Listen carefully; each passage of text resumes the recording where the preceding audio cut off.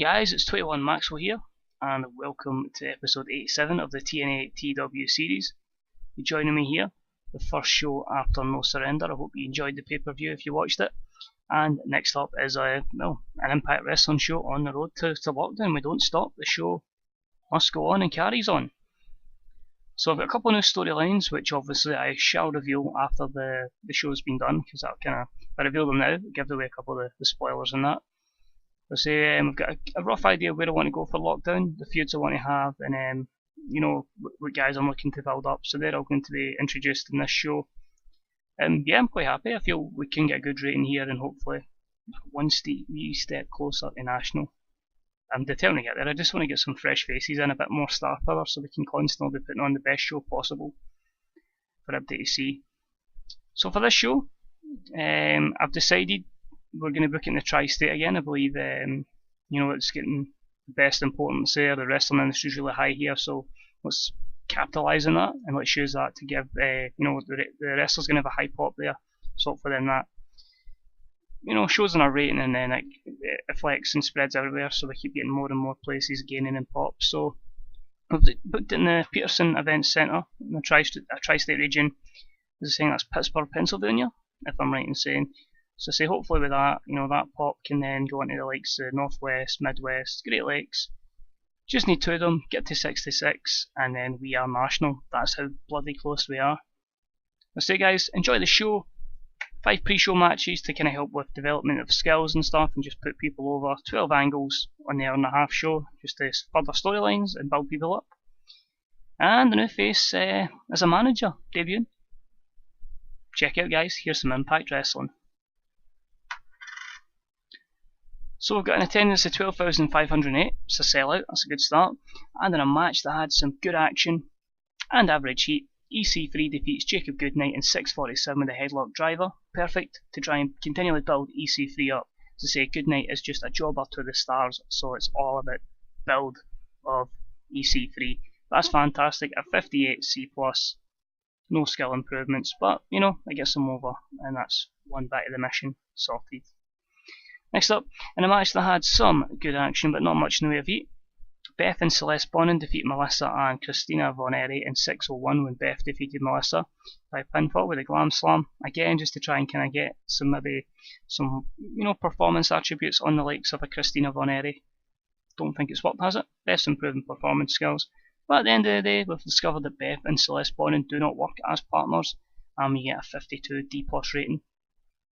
So, yeah, pretty decent.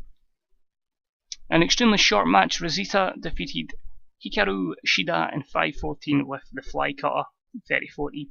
Exact same aim with this, to get some performance skills onto Rosita. Remember, she is really young in this game, so a lot more time for development.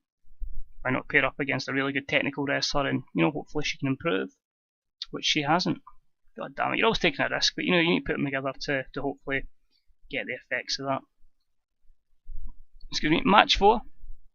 It was a 4th time these two guys had faced each other, but I just wanted to put them both in the card, so pretty poor 48 D+. It wasn't as good as the recent matches, but Samoa Joe defeats Mr. Anderson in 8:57. That's, I suppose, one positive from it. Samoa Joe improving performance skills, Mr. Anderson is improving his technical and his flying skills, so you win some, you lose some. And the final pre-show match of the evening, and about that featured great action and average heat, Chris Hero and defeated Davey Richards in 10:12 by pinfall with a death blow. 72 B-, a good final match to get the crowd ready and set us up for that opening segment. Yeah, I'm pretty happy with that. As I say, Davey will probably be a jobber until Eddie Edwards comes back from injury. So now, here's a real TNA Impact Wrestling live show. So we start off, Adam Cole comes down to the ring, he takes a microphone and starts talking to the crowd before eventually being interrupted by Daniel Bryan. Cole basically berates Daniel Bryan for costing him the World Championship at No Surrender. They have a big argument going back and forth on the microphone before agreeing to face each other later on tonight in a singles match. As I said, Bryan is in for 5 appearances, he's used 1, this will be the second one he used. The plan is for Cole to absolutely wreck Daniel Bryan, build us a main event star. 84 B+, the storyline continues. I've boosted them into the Battle of Honor storyline. to keep the heat up on that, but yeah, that's good. Don't know how it was done to a cold crowd. I thought it was already in a good position with that last match, but yeah, we'll take it. Good start. And that's already booked in. Next up, we have a debuting Roddy Piper backstage. He offers some friendly advice to Drew Galloway backstage. Obviously, the Scotsman being tutored by the guy playing a Scotsman. But 68C+, Piper debuts his legend gimmick, and he got an initial 96 rating there, so that's good. And then in a match that had some good action, but not much in the way of heat, Drew Galloway gets his first win since returning by defeating Eric Young in 603 by pinfall with the move, 52D+. Eric Young's the one that's improving though in both rumble and technical skills. Does its job. It was to get Drew over a little bit, and we'll continue to build him up, and hopefully we can get a star out of him. Next up, there's a commercial hyping up an upcoming event with EC3, just to give him some TV time, because he wasn't booked in the show, keep him relevant, 74 B-, so that's good if we're getting that kind of rating for EC3. And about that had some solid in-ring action, but non-existent crowd heat. Mia Yim defeated Jessie McKay in 620 by pinfall with a Kiss of the Dragon. Again, just putting over the Knockouts champion against all comers in some sort of fashion. 40D-, she was up against somebody who's a wee bit of a jobber. Both are off their game, and unfortunately the show feels the wrath of it with only a 40D-. Next up, in a match that had some average heat and good action, Lance Hoyt and Harry Smith.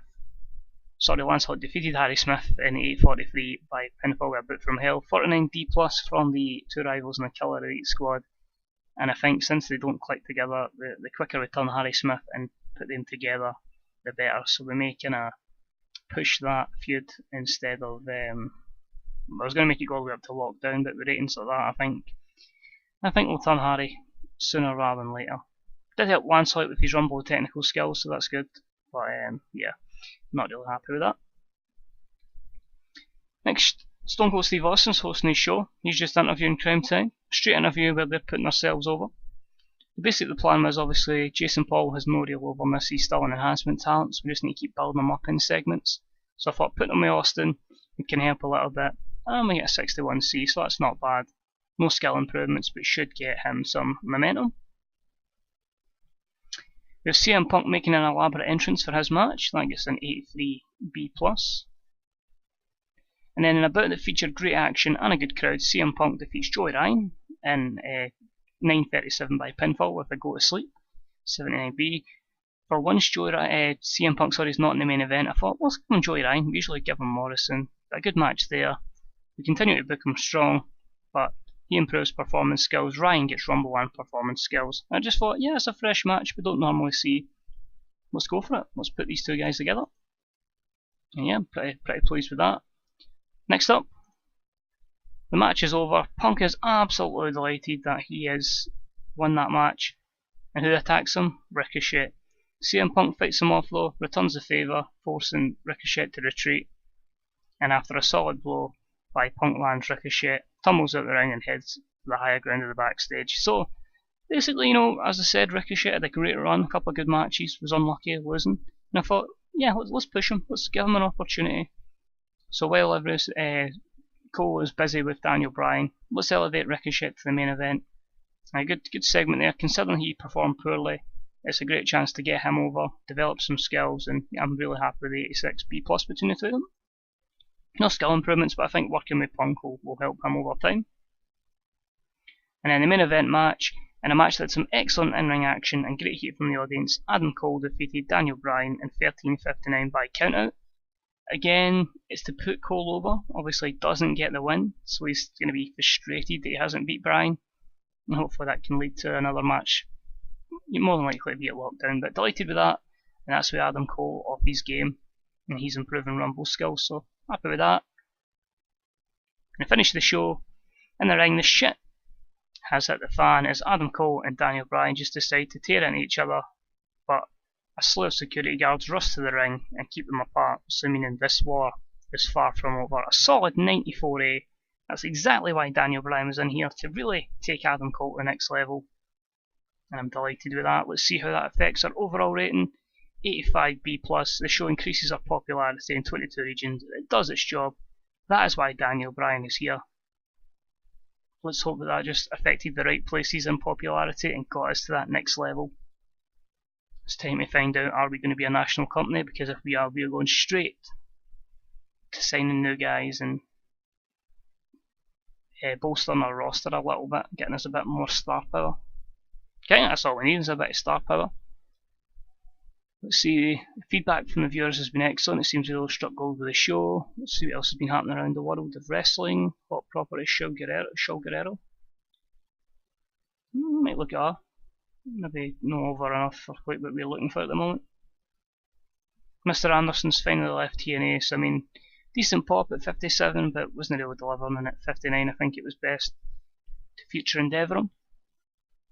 Now we're still cult, I can see it there. So nothing really affected in the areas we need it to, so we'll keep trying in the tri-state to boost up the kind of regions. Let's see, Tommaso returns to the company. We just need to give James Storman a contract, and Harry Smith is fatigued. 0.97 on Bravo UK, so that's a good rating. Don't know how many shows we've had on Bravo, let me check that. And we get a 912 on Spike. Let's got to do James Storm's contract and pray that nobody else goes in for him. Just give him a 1 year deal on $9,000.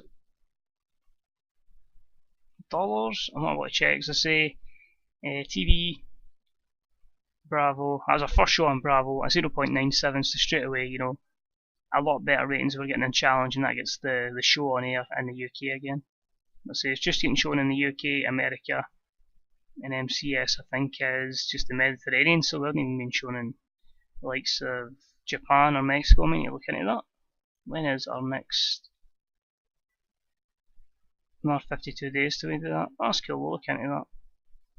But that's interesting. Yeah, but good position. You know, we're so close. We're on the brink of national. If we get another show like that, we should be sorted, and then hopefully can bulk up our rosters.